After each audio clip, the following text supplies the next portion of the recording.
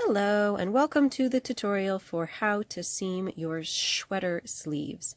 I'm Liz from Apple Tree Knits. I wrote this pattern, and this tutorial will take you through how to do the actual seaming on those sleeves.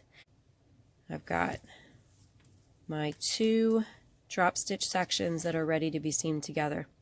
Now when you do this, you need to choose whether you want the stockinette stitch side to be your right side or the reverse stockinette stitch. I think both sides look beautiful personally, and I've done versions of this with the stockinette stitch on the outside and versions with the reverse stockinette stitch on the outside. It's entirely up to you. Up till this point, there is no difference between them, so this is really when you make that decision.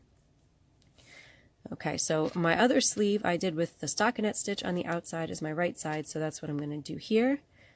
And that means I need my wrong side, my reverse stockinette stitch side, to be in the middle, to be together.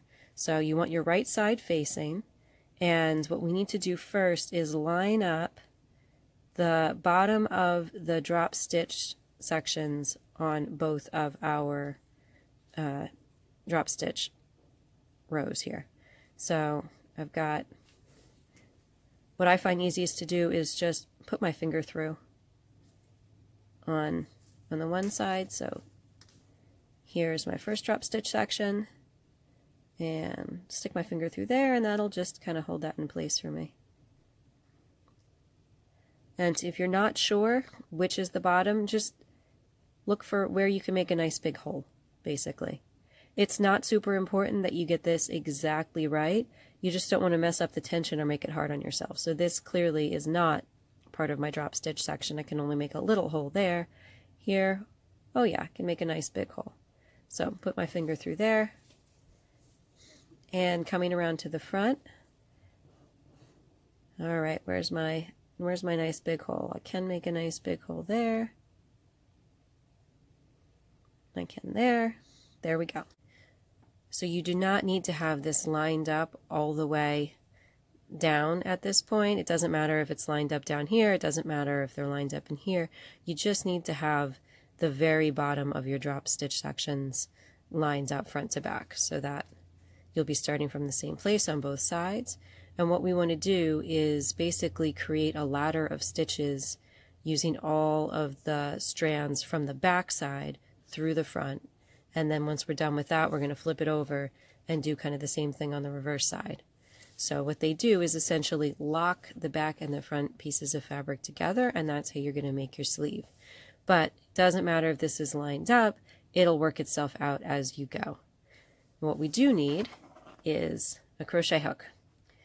So the size isn't super important, but you are going to need the hook to be large enough to grab 2 strands of whatever yarn you are using.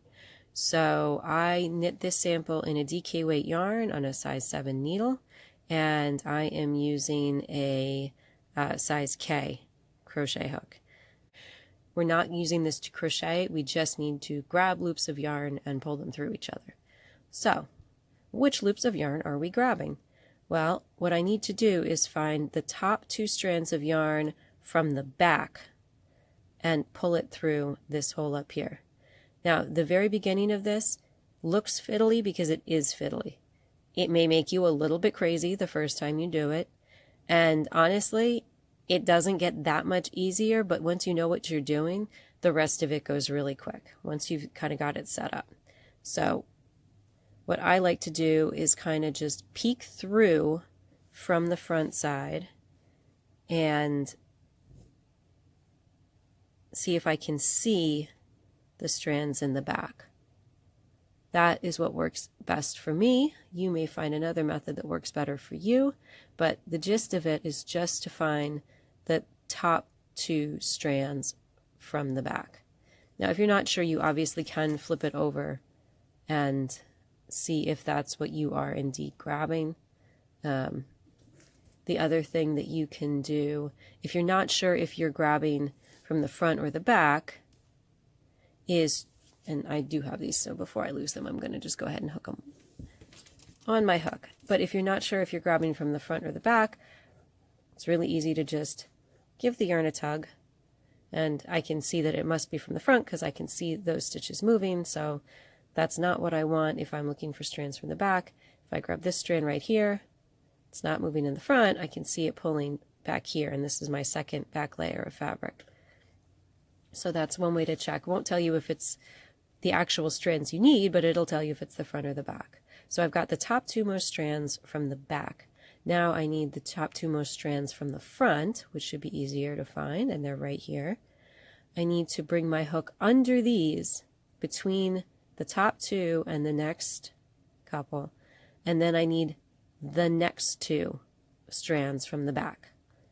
And again, I like to have one hand in the front, one hand in the back, helping me find those back strands. And here are my top two back strands. And now all I'm going to do, pull that through, and now I am started, off to the races. So again, I'm going to look for my top two, next two in the front, and they're right here. And then I'm going to use my finger in the back, help me find the next two in the back. So there's one, and I'm not sure if this is in the front or the back. Give it a tug. That's in the front, but that's not. That's my next strand from the back. Pull it through. Again, top two in the front, find my two in the back. Oh, that one doesn't want to go. There we go. And you're just going to do this all the way down. So I found my next two in the front, and next two in the back, and pull that through. And like I said, as you go, it will kind of sort itself out a little bit more. It gets a little bit easier. You have fewer strands of yarn that are kind of going all over the place and trying to get in your way. And you'll also just get the hang of it and get more comfortable that you know exactly what you're trying to do. So that is the hardest part. Now I will give you all of the caveats that make this much easier. If you screw this up a little bit and grab the wrong strand of yarn, or you grab 3 strands instead of 2 strands, or 1 strand instead of 2 strands, it's fine. If it bothers you, rip it back and do it again. If it doesn't bother you, keep right on trucking, because you will not notice when you are done. The whole purpose of doing this is to lock the two sides of the fabric together, and if there's a strand or two that is out of place, that got grabbed up in the wrong loop, you will never ever notice it.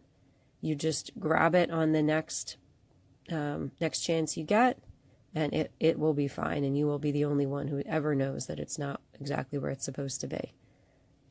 If you miss one altogether, you are going to want to rip back and start over. Like if you get to the end and realize that you have a strand of yarn that's just kind of hanging out and it's not locked up at all, then it's going to be really loose, and it is going to become a problem. So that you will want to rip back. But the second piece of good news is that once you get going, this goes pretty quick. And if you feel like you screwed it up terribly, there's something wrong, you don't like the way it came out, it will take you no time at all to just drop it back down to the beginning and do it again. And the next time will go even faster, because now you'll know exactly how it is that you want to do it. So once you get the hang of it, it goes pretty quick, and even if you mess something up, it is pretty painless to fix it. It's not a big deal.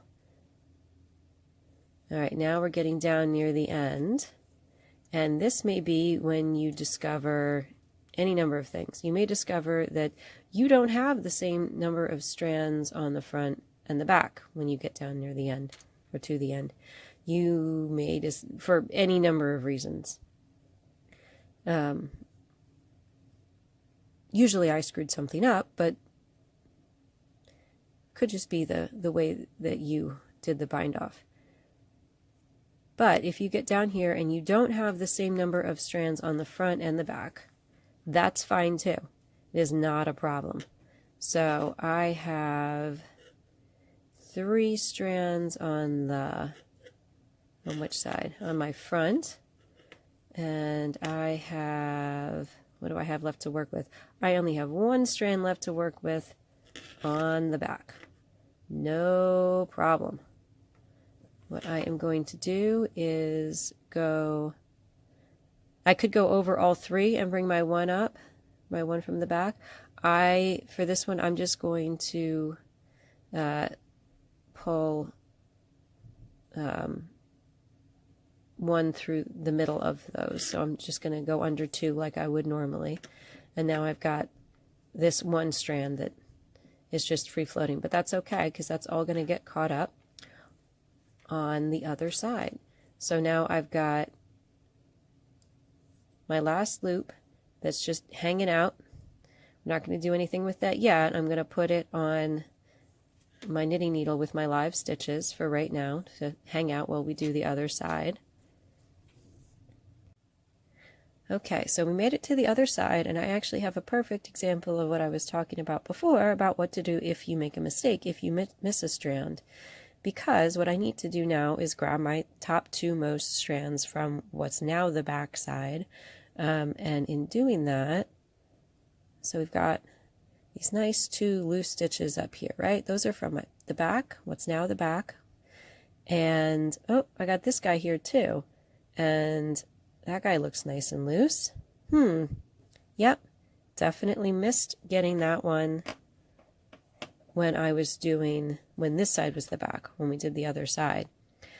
So I could go on, flip it over and drop that down and just redo it and get it in where it belongs. But I'm not that worried about it. It's really not a big deal. No one but me is ever going to know that it's in the wrong spot. So I'm going to go ahead and just snag that up here. Now you can go in either direction. I like to go, you could go this way.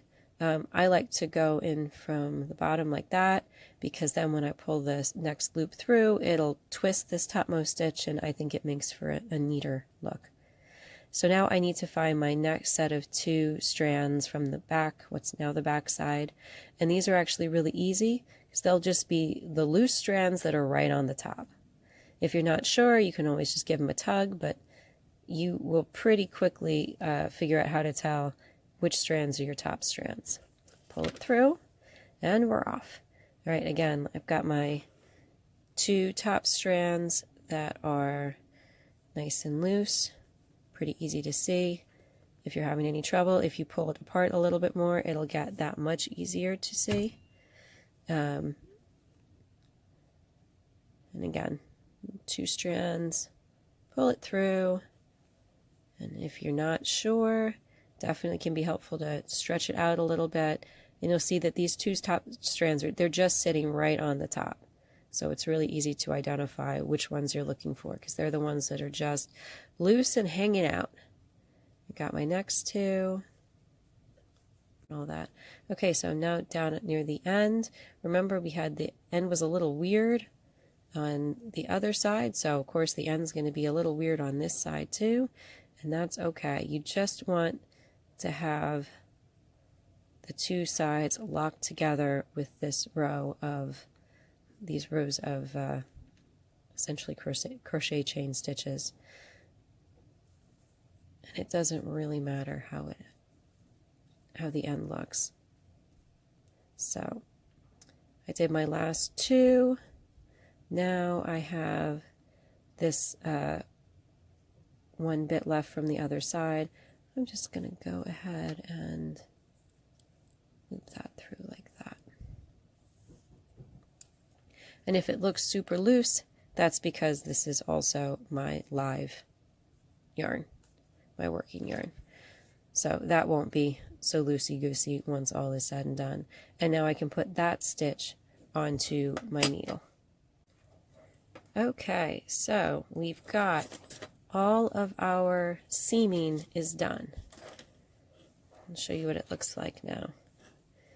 And look at how magically all of that messy yarn that was hanging out on both sides is gone. I'll show you on this side. The side that looked so messy around the big stitches before, it's just magically all snugged up, and it looks great.